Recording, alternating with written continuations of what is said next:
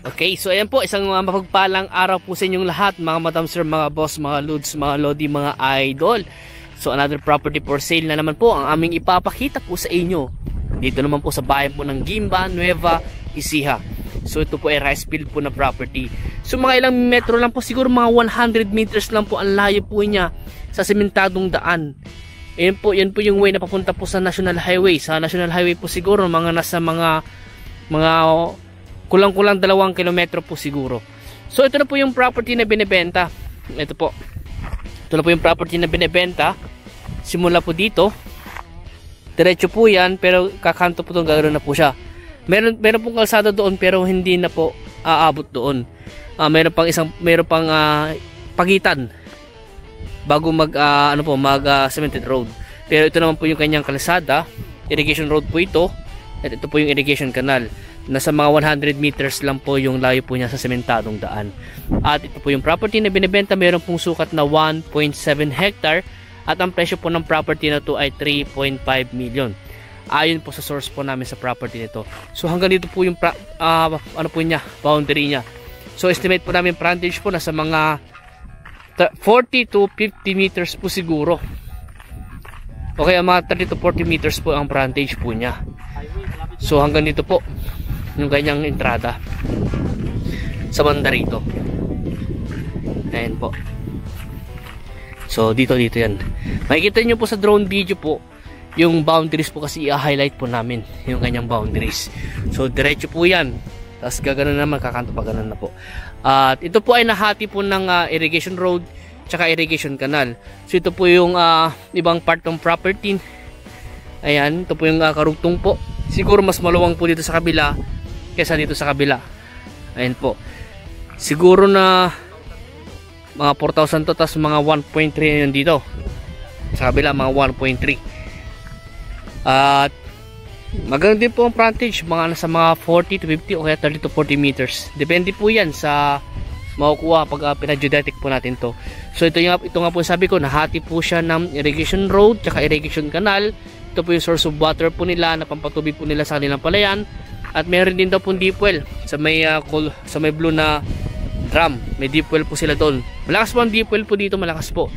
At ito nga po, kahit po kotse po makakapunta po rito.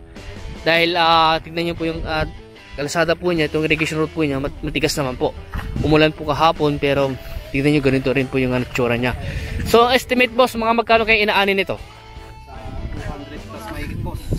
Mga ganun, 200. 250 ganun. Kasi maganda dito, may irrigation sila. Oo, mga sa 200 kaban. O higit pa.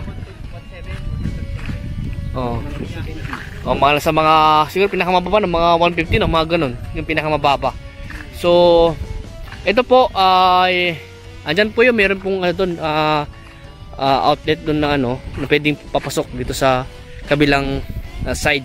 Pero pwede naman tayo gumawa ng culvert po dyan para makatawid po kayo sa kabilang side po ng property. At ang power line po andun lang po, may kabahay na po dyan. Andyan lang din po yung tawag po dito, yung internet connection. At yan po, mga kabahay na po yan, kaya hindi po nakakatakot. Ang layo po niya sa palengke po ng Guimba, siguro na sa mga 5 kilometers po siguro sa may Guimba. And then sa Tiplex po, Victoria, mga nasa mga 15 minutes driving po siguro. Yung highway siguro mga kulang-kulang 2 kilometro na boss sa highway, o baka wala pang 2 kilometro yun. Ayan. So, tsaka maliwalas po, maganda po yung view. Ayan, ulitin ko po, 1.7 hectare na ang presyo po niya sa 3.5 million.